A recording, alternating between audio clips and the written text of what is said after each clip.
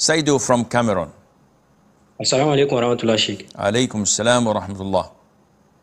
How are you doing? Alhamdulillah. Okay, Sheikh, actually in Ramadan, every one of us tries to do the best deeds possible. So actually, how can we evaluate our deeds, whether we are at least doing the threshold? And after evaluating that, how can we enjoy all the deeds done during Ramadan? I mean, for example, the first time you are praying behind an imam who is reciting very well, you are amazed, all that, you are feeling something wonderful. So how can we enjoy all those deeds? Jazakallah khair. I don't understand your question, Saidu. You enjoy the blessings of Allah. You enjoy being chosen by Allah to worship Him, to fast, to offer taraweeh, to be able to give charity, to be able to read the Qur'an, to be able to remember Allah, to be able to refrain from doing sins, to be a good individual. These are all blessings from Allah Azza wa Jal that fills your heart with happiness and joy. So when you say, how can we quantify it? This is not logical. You do not quantify it or try to put a number to it. Rather, you appreciate Allah Azza wa Jal. A true believer sees blessings of Allah overwhelming him 24 hours, 7 days a week. When you drive and you see someone with a flat tire, or someone who had an accident, or someone who has a car that is older or in a worse condition than yours, you say, Alhamdulillah alladhi afani mimma ibtalaka bih wa faddalani ala kathirin mimman khalaqa tafdila. You praise Allah for giving you this blessing. You appreciate it. And when a calamity happens, when you are involved in an accident, you say, Alhamdulillah, it could have been much worse. People could have been hurt. I could have broken a limb or died or got injured. So you always look at the positivity in everything that surrounds you, and that gives you happiness with the grace of Allah. Alhan from India. Assalamu alaikum, Sheikh. Alaikum salam wa rahmatullah. There's a tafsir session going in the local mosque, and I heard one story from the tafsir person. The story goes basically like this. There's an old man and there's a young man. The young man abuses the old man, stating that he's worse off than his dog because of his old age. The old man stays quiet for some time, and once the old man nears his death, he tells his people that place my janaza in front of this young man, and they do.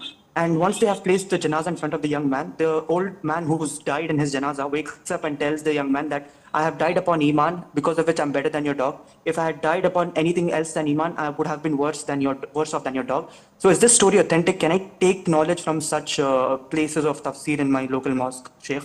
No, this comes straight from Bollywood, akhi. This is not tafsir.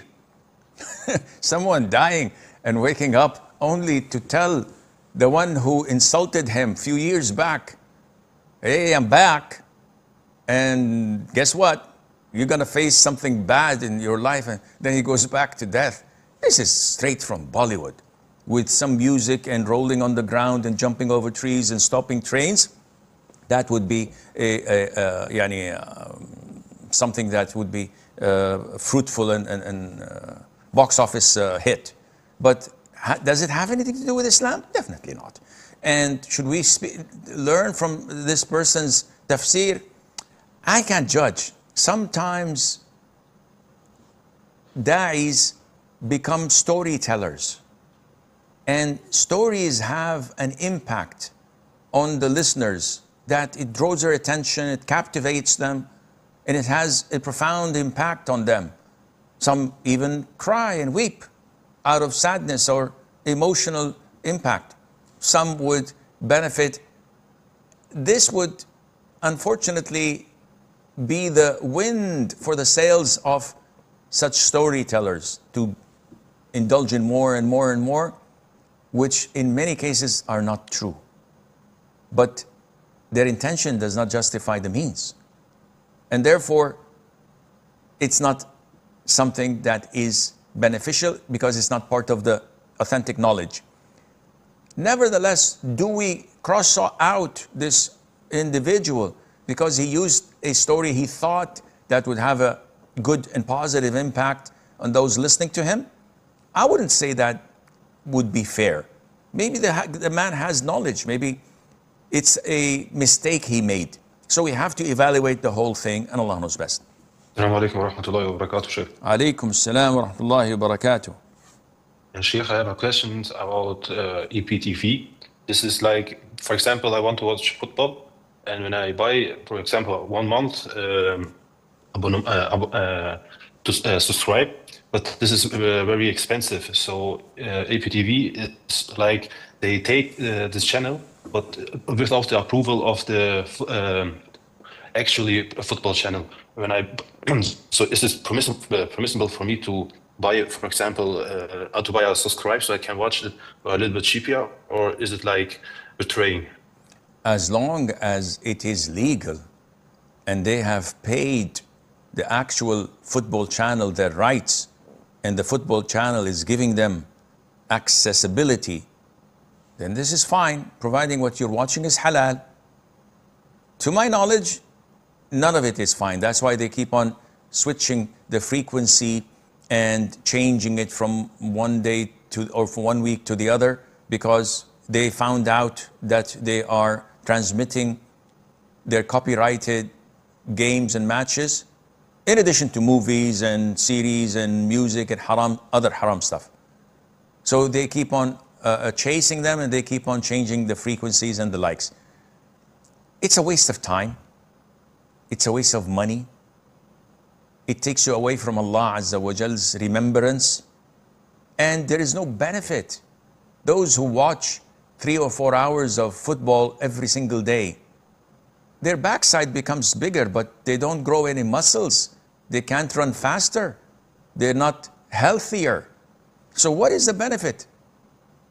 And if you add to that the cheering and the hype and maybe breaking things if a goal is scored, this is stupid. Where are your minds? Countries fall, Muslims die, genocides happen every single day, and you guys, yeah, bring the popcorn. Business as usual. But when a goal is scored, subhanallah, there is something wrong in us. But again, this is not our point. My answer is the same. If it's legal and the content is halal, there's no problem in paying cheaper.